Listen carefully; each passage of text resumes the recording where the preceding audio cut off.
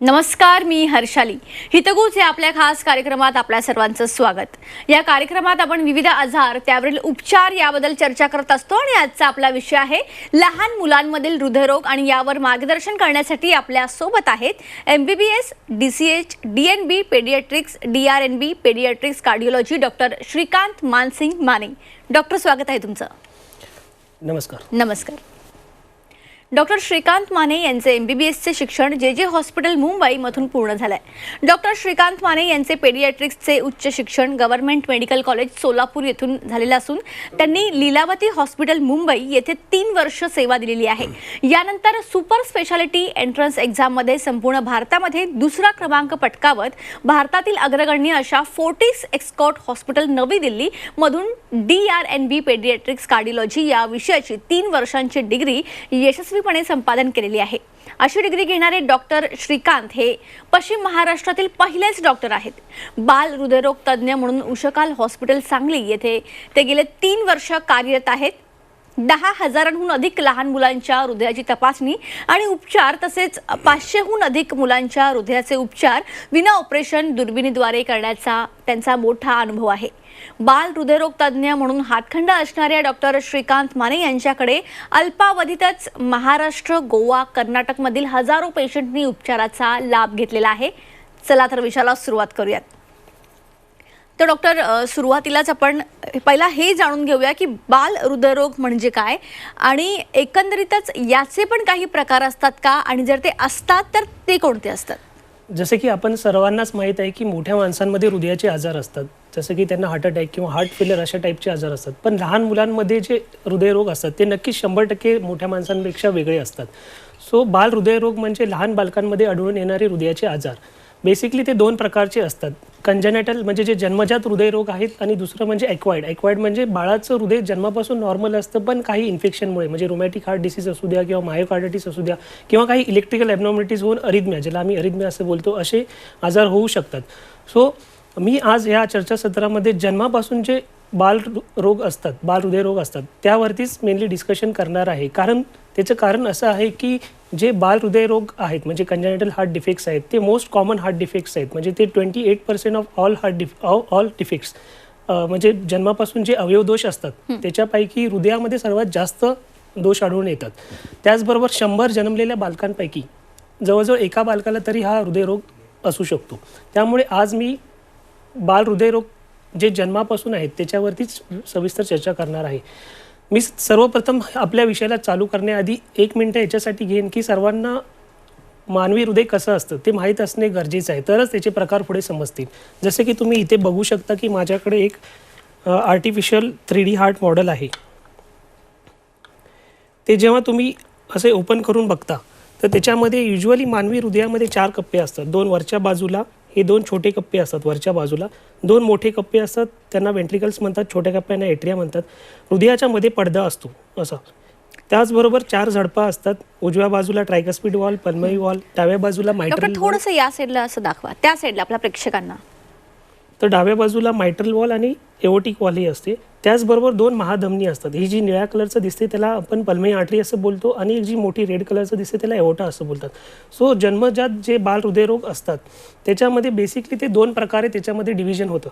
ते म्हणजे एक म्हणजे सायनोटिक हार्ट डिसीज म्हणजे अनिळेपणाचा आजार, आणि दुसरं म्हणजे सायनोटिक हार्ट डिसीज म्हणजे निळेपणाचा आजार. सो असायनोटिक हार्ट डिसीजमध्ये सर्वांनाच माहिती आहे की हृदयामध्ये छिद्र असणे. सो हृदयामध्ये छिद्र असणे म्हणजे असे नाही की हृदयाच्या आरपार काहीतरी मोठं छिद्र असतं, तर हृदयामध्ये छिद्र असणे म्हणजे हृदयाच्या मध्ये जो पडदा असतो त्याच्यामध्ये छिद्र असणे. सो जर हृदयाच्या वरच्या कप्प्याच्या मध्ये जो पडदा असतो त्याच्यामध्ये छिद्र असेल तर त्याला एट्रियल सेप्टल डिफेक्ट बोलतात. हृदयाच्या खालच्या चेंबर्समध्ये जर पडद्यामध्ये छिद्र असेल तर त्याला वेंट्रिक्युलर सेप्टल डिफेक्ट म्हणतात. त्याचबरोबर ह्या 2 महाधमनींच्या मध्ये जर अतिरिक्त वाहिनी असेल तर त्याला PDA असं बोलतात, म्हणजेच पेटंट डक्टस आर्टरिओसिस. हे 3 आजार सोडून आणखी 2 महत्त्वाचे झडपांचे आजार असतात जे अनिळेपणामध्ये म्हणजे असायनोटिक हार्ट डिसीजमध्ये येतात. ते म्हणजे जर उजव्या साईडच्या महाधमनीतली जी वॉल म्हणजे पल्मरी वॉल जर बंद असेल तर त्याला पल्मरी स्टेनोसिस बोलतात, आणि डाव्या साईडला जी मोठी नळी महाधमनी असते त्याला एओटा बोलतात. त्याच्यामधली जी एओटिक वॉल जर बंद असेल तर त्याला एओटिक स्टेनोसिस बोलतात. तर एकंदरीत हे 5 प्रमुख अनिळेपणामध्ये आजार येतात. त्याचबरोबर जो दुसरा प्रकार आपण बघणार आहोत ते म्हणजे सायनोटिक हार्ट डिसीज म्हणजे निळेपणाचा आजार. सो निळेपणाच्या आजारामध्ये एकाहून जास्त डिफेक्ट असतात. जसं की मोस्ट कॉमन हे टेट्रोलॉजी ऑफ फॅलेट म्हणजे ज्याला आपण टॉफ असं बोलतो. त्याच्यामध्ये एक मोठा VSD म्हणजे लार्ज व्हेंट्रिकल सेप्टल डिफेक्ट, त्याच्याबरोबर पल्मनी वॉल पण बंद असते. म्हणजे त्याच्यामुळे काय होतं की हे पल्मनी स्टेनोसिस असल्यामुळे म्हणजे इथे रक्त पुढे फुफ्फुसाकडे जात नसल्यामुळे ह्या होलमधून उजव्या बाजून डाव्या साईडला जाते. म्हणजे उजव्या बाजूला युजली अशुद्ध रक्त असते, ते अशुद्ध रक्त शुद्ध रक्तात मिसळते आणि ह्या एओटामधून ते सगळं अशुद्ध पूर्ण शरीरभर पसरते आणि बाळ निळसर पडते. सो टॉफ एक त्याचा एक एक्झाम्पल आहे. त्याचप्रमाणे बरेच असे सायनोटिक हार्ट डिसीज म्हणजे निळेपणाचे आजार असतात. त्याच्यामध्ये एखादं चेंबरच नसणे, एखादी झडप नसणे, एखादी महाधमनी नसणे, असे बरेच सायनोटिक हार्ट डिसीज असतात. डॉक्टर, प्रत्येक आजाराची काहीतरी लक्षणं असतात, तर साधारण याची लक्षणं काय आहेत आणि ती कशी ओळखायची? अतिशय छान प्रश्न आहे. बाल हृदयरोगाची जी लक्षणं असतात ती जसं मी आत्ता सांगितलं की त्याचे जे 2 प्रकार असतात, एसायनोटिक आणि सायनोटिक. सो असायनोटिक हार्ट डिसीज म्हणजे जे अनिळेपणाचा आजार आहे त्याच्यामध्ये प्रामुख्याने 4 ते 5 लक्षणे येतात. जसं की बाळाला आईच्या अंगावरती दूध व्यवस्थित न पिता येणे, दूध पिता कपाळावरती घाम येणे, दूध पिताना दम लागणे. युजली नॉर्मली कुठल्याही जन्मलेल्या बाळाला दूध पिण्यासाठी मिनिमम 15 ते 20 मिनटं लागतात, पण अशा बालकांना हे अर्ध्या तास किंवा कधी 45 मिनिट्स पण लागतात. त्याचबरोबर बाळाचं वजन व्यवस्थित न वाढणे, म्हणजे जसं की नॉर्मली जन्मल्यावर एखाद्या बालकाचं वजन 2.5-3 किलो असेल, ते युजली एक 6 महिन्याला डबल व्हायला पाहिजे, म्हणजे 6 किलोच्या दरम्यान झालं पाहिजे. पण अशा ज्यांना बर्थ डिफेक्ट आहेत म्हणजे हार्टमध्ये डिफेक्ट आहे अशा बालकांचं वजन युजली 3.5-4 एवढंच वाढतं आणि ते जास्त वाढत नाही. त्याचबरोबर सारखं सर्दी खोकला होणे, वारंवार हॉस्पिटलायझेशन म्हणजे निमोनिया झाल्यामुळे हॉस्पिटलायझेशन लागणे, हे प्रामुख्याने एसायनोटिक हार्ट डिसीज म्हणजे अनिळेपणाच्या हृदयाचे आजार असण्याचे लक्षणं आहेत. दुसरा प्रकार आहे जे की निळेपणाचा आजार म्हणजे सायनोटिक हार्ट डिसीज. त्याच्यामध्ये जसं नावामध्येच दडलं आहे की बाळचं प्रमुख लक्षण हे निळसर असतं, म्हणजे बाळाचे होठ किंवा त्याच्या हातापायाची बोटं ही निळसर दिसायला लागतात.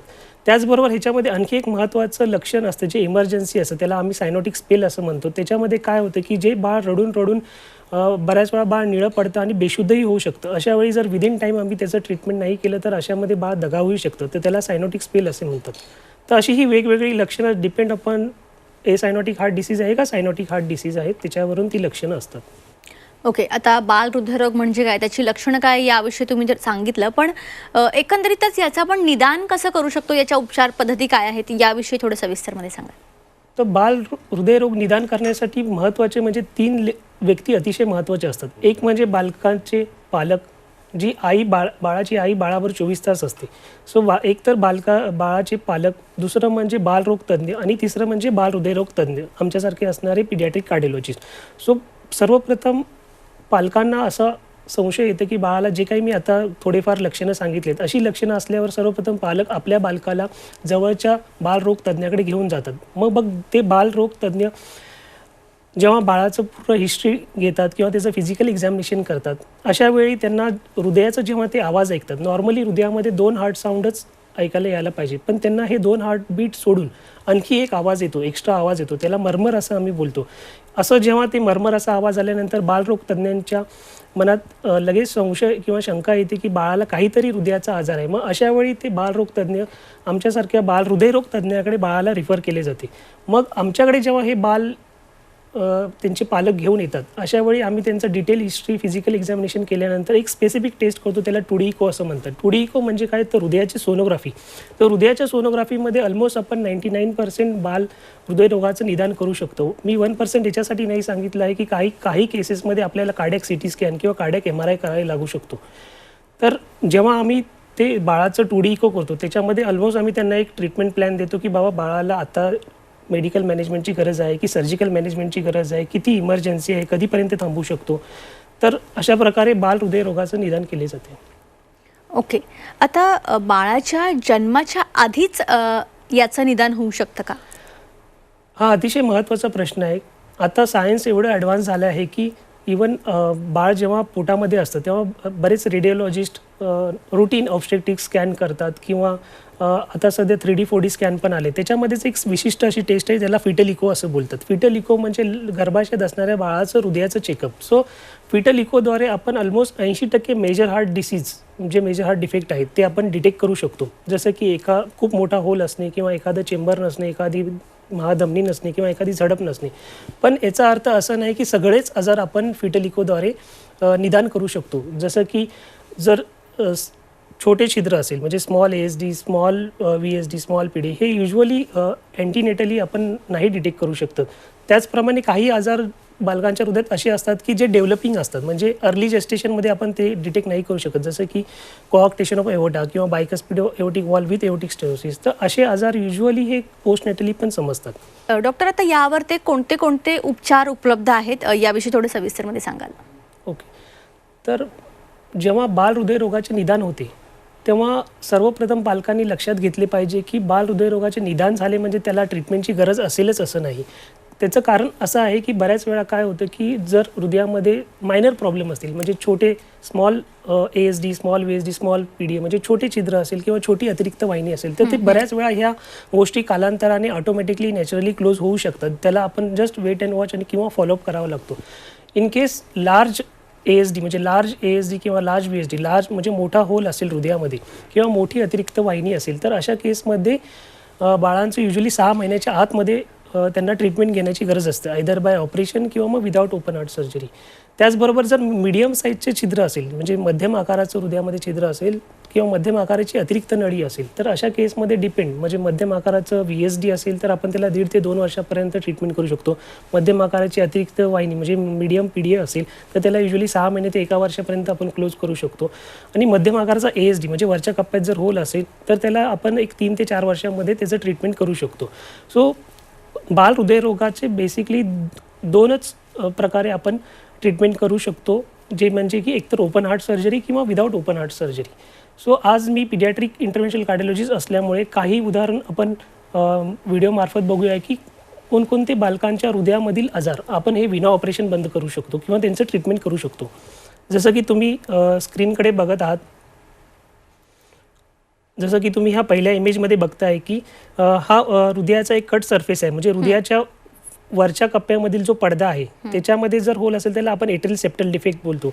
सर असं नाही की सर्वच टाईपचे एट्रियल सेप्टल डिफेक्ट आपण हे दुर्बिणनी म्हणजे बटननी किंवा म्हणजे विदाउट ओपन हार्ट सर्जरी बंद करू शकतो. ह्याच्यामध्ये जे सेंट्रल डिफेक्ट आहे, तुम्ही जसं हे पॉइंटरनी बघू शकता की जो सेंट्रल ओस्टियम सेकंडम टाईपचा डिफेक्ट आहे तेच फक्त आपण विदाउट ओपन हार्ट सर्जरी आपण डिव्हाइसनी बंद करू शकतो. पण जे ASD म्हणजे जसे मोठ्या धमन्यांच्या जवळ किंवा वॉलच्या जवळ आहे, जसे की सायनस स्पिनोसस ASD किंवा कॉर्नरी सायनस ASD किंवा ओस्टियम प्रायमम ASD, ह्या ASDजना युजली सर्जिकल ट्रीटमेंट लागते. तर बटन ऑपरेशन म्हणजे एक्झॅक्टली काय, म्हणजे विदाउट ऑपरेशन युजली आम्ही हे प्रोसिजर कसं करतो त्याचा हा एक इमेज आहे, जे स्केमॅटिक डायग्राम आहे. त्याच्यामध्ये तुम्ही बघू शकता की हृदयाच्या उजव्या कप्प्यातून आम्ही एक कॅथेटर आणि वायर पास करून डाव्या साईडला जातो. त्या कॅथेटरमधून मग आम्ही एक डिव्हाइस जे एट्रियल सेप्टल डिव्हाइस असतं, जसं की तुम्ही इथे माझ्याकडे बघू शकता, जर एट्रियल सेप्टल डिफेक्ट जे डिव्हाइस असतं ते असं डबल डिस्क असतं, जसे 2 डिस्क असतात, एक राईट साईडला स्मॉल डिस्क आणि लेफ्ट साईडला लार्जर डिस्क. सो युजली हे जे डिव्हाइस असतं हे टायटेनियम आणि निकेल या अलायपासून बनलेलं असतं. ह्याचं एक चांगली गोष्ट असं असतं की ह्याला मेमरी शेप असतं, म्हणजे आपण ह्याला कधीही कितीही ओढून ताडून स्मॉल कॅथेटरमधून हृदयामध्ये पास करू शकतो. पण ते जसं ओपन स्पेसमध्ये येतं की आलं की नंतर त्याचं पूर्णतः ते नॉर्मल त्याच्यासारखं शेप येतो, त्याला मेमरी शेप असं बोलतात. सो जसं तुम्ही इमेजकडे बघू शकता की आम्ही अंडर फ्लोरोस्कोपी आणि अंडर इकोकार्डिओग्राफी गायडन्स ह्या ASD डिव्हाइसचं एक लेफ्ट एट्रियल डिस्क आपण हृदयाच्या डाव्या कप्प्यामध्ये ओपन करतो, लेफ्ट एट्रियममध्ये ओपन करतो. आणि अंडर फ्लोरोस्कोपी गायडन्स जेव्हा आपण हे बघतो की हा डिव्हाइसचं वेस्ट हा होलवरती बरोबर आला आहे, त्याच्यानंतर मग आम्ही राईट एट्रियल डिस्क ओपन करतो आणि डिव्हाइस स्टेबिलिटी चेक केल्यानंतर केबल अँटी क्लॉकवाईज फिरवून तो डिव्हाइस अंडर फ्लोरोस्कोपी आणि अंडर इकोकार्डिओग्राफी गायडन्स तो रिलीज केला जातो. त्याचंच एक आपण एन्जिओग्राफिक त्याचे काही व्हिडिओ क्लिप्स बघूया. जसं की हे एक लास्टच्या आठवड्यामध्ये आम्ही एका 8 वर्षाच्या मुलीच्या हृदयामधील 22 mmचं होल, 22 mmचा एट्रियल सेप्टल डिफेक्ट हा दुर्बिणीद्वारे विथ ASD डिव्हाइस म्हणजे 26 mmचं डिव्हाइस वापरून बंद केलं आहे. जसं पहिल्या व्हिडिओ क्लिपमध्ये तुम्ही बघू शकता की आम्ही पायाच्या नसमधून हृदयामध्ये उजव्या साईडला एंटर केल्यानंतर अक्रॉस द होल जाऊन लेफ्ट एट्रियम साईडला ही कॅथेटर आणि वायर घेऊन गेलो आहे. मग त्याच्यावरती एक मोठं पाईप पुढे सरकवलं जातं. त्या पाईपमध्ये मग तुम्ही हे जसं बघू शकता तिसऱ्या व्हिडिओ क्लिपमध्ये हे एट्रियल सेप्टल डिफेक्ट डिव्हाइसचं लेफ्ट एट्रियल डिस्क आम्ही लेफ्ट एट्रियममध्ये ओपन करतो आणि अंडर फ्लोरोस्कोपी गायडन्स जेव्हा ते बरोबर होलच्या ठिकाणी येतं त्यानंतर आम्ही त्याचं राईट एट्रियल डिस्क पण ओपन करतो आणि डिव्हाइस स्टेबिलिटी बघितल्यानंतर त्याला रिलीज करण्यात येतं. तर अशा प्रकारे ASD म्हणजे एट्रियल सेप्टल डिफेक्ट हा डिव्हाइसद्वारे म्हणजे विदाऊट ओपन हार्ट सर्जरी आपण बंद करू शकतो. आता दुसरं केस आहे की PDA म्हणजे अतिरिक्त रक्तवाहिनी असणे, 2 महाधमनींच्या मध्ये अतिरिक्त वाहिनी असणे. सो ज्याप्रमाणे सर्वच ASD आपण दुर्बीनने बंद नाही करू शकत त्याचप्रमाणे सर्वच टाईपची PDA आपण हे विदाऊट ऑपरेशन बंद नाही करू शकत. त्यासाठी त्यांचं करेक्ट असेसमेंट असणं अतिशय गरजेचं आहे. जसं की PDA हे 5 टाईपचे असतात. जसं की टाईप A म्हणजे कोनिकल, हे कोनिकल टाईपचे PDAs युजली आपण दुर्बीनद्वारे बंद करू शकतो. टाईप B म्हणजे window type, type C tubular type, type D ज्याच्यामध्ये ॲन्युझिमल असतं आणि टाईप E म्हणजे इलॉंगेटेड असतात. युजली ह्या PDAंसाठी नॉन इंटरव्हेन्शनल म्हणजे सर्जिकल ट्रीटमेंट केलेली बेटर असते. तर याचंच एक आपण एन्जिओग्राफिक व्हिडिओ बघूया. जसं की हे एका आम्ही 5 वर्षाच्या मुलीमध्ये लास्ट आठवड्यामध्येच एक PDA नावाचं अतिरिक्त वाहिनी आम्ही दुर्बीनद्वारे बंद केली आहे. जसं तुम्ही दुसऱ्या व्हिडिओ क्लिपमध्ये बघू शकता की ते डिव्हाइस कसं एक सिंगल डिस्क असतं. जसं इथे माझ्याकडे ते PDA नावाचं एक डिव्हाइस आहे ज्याच्यामध्ये तुम्ही बघू शकता की त्याला एकच डिस्क असते आणि एका साईडला डिस्क नसते. तर हे सिंगल डिस्क डिव्हाइस आहे जे युजली आम्ही PDAसाठी यूज करतो. ओके. त्यानंतर तिसरा व्हिडिओ असा आहे की तो जसं VSD म्हणजे हा हृदयाच्या खालच्या कप्प्यामध्ये असणाऱ्या पडद्यामध्ये होल असणे. ह्या होल पण आपण सर्व ह्या टाईपचे होल आपण दुर्बीनने बंद नाही करू शकत. त्याच्यामध्ये बेसिकली जे होल मसल्समध्ये आहेत किंवा जे होल महाधमनींच्या झडपांपासून दूर आहे म्हणजे टाईप 2 आणि टाईप 4, टाईप 1 आणि टाईप 3 आपण युजली दुर्बीनद्वारे नाही करू शकत. त्यांना सर्जिकल ट्रीटमेंटच लागते. जसं की तुम्ही ह्या नेक्स्ट व्हिडिओ क्लिपमध्ये बघू शकता. पायाच्या नसामधून आम्ही जेव्हा हृदयामध्ये गेल्यानंतर जेव्हा एका चेंबरमध्ये डाय टाकतो तेव्हा इमिजिएटली दुसरं चेंबर फील होतं आणि प्लस हे लेफ्ट चेंबरच डायलेटेड आहे. अशावेळी आम्ही तो होल एका कॅथेटर आणि वायरने पहिल्यांदा क्रॉस करून घेतो आणि मग त्या कॅथेटरमध्ये हे जे डबल डिस्क टाईपचं VSD डिव्हाइस असतं जसं 3rd व्हिडिओ क्लिपमध्ये आणि 4th व्हिडिओ क्लिपमध्ये तुम्ही बघू शकता की ते आम्ही बरोबर अंडर फ्लोरोस्कोपी आणि इकोकार्डिओग्राफी गायडन्स होलवरती त्याला व्यवस्थितपणे रिलीज केले जाते. तर त्याचंच एक्झाम्पल म्हणजे हे एक VSD डिव्हाइस जे डबल डिस्क डिव्हाइस असते ते युजली हे असं दिसतं डबल डिस्क डिव्हाइस. हे पण निकेल टायटॅनियम पासून बनलेले असते. ओके. हे सर्व होते की जे बटनद्वारे म्हणजे डिव्हाइसद्वारे आपण जे काही ऑपरेशन करतो. तर आता काही केसेस आपण हृदयामधील बलूनद्वारेही करू शकतो. जसं की हृदयाची उजवी झडप बंद असेल किंवा डावी झडप बंद असेल. जसं की तुम्ही स्क्रीनवरती बघू शकता की एका 4 वर्षाच्या बच्चूचं हृदयातील डाव्या महाधमनीतील झडप एओर्टिक वॉल बंद होती. ती आम्ही पायाच्या शिरेमधून एक बलून घेऊन तिला ओपन केले आहे. त्याचप्रमाणे एका महिन्याच्या बच्चूचं पण फुफ्फुसाकडे जाणारी जी महाधमनी असते त्याच्यातील पल्मोनरी वॉल जेव्हा ही बंद असते त्याला पण आपण दुर्बिणीद्वारे म्हणजेच वॉलद्वारे ओपन केलेले आहे. ओके. शेवटचं एक लास्टचं एक एक्झाम्पल मी आणखी एक दाखवेन. एक 16 वर्षाची मुलगी आमच्याकडे रिफर करण्यात आली होती. तिचं ब्लड प्रेशर जास्त होता आणि त्याच्यामध्ये आपण ही एन्जिओग्राफी केल्यावरती कळतंय की तिची महाधमनी इथे चोकअप झालेली आहे. तर तिला पण आपण स्टेंटद्वारे ओपन करून तिला बरं केलेले आहे.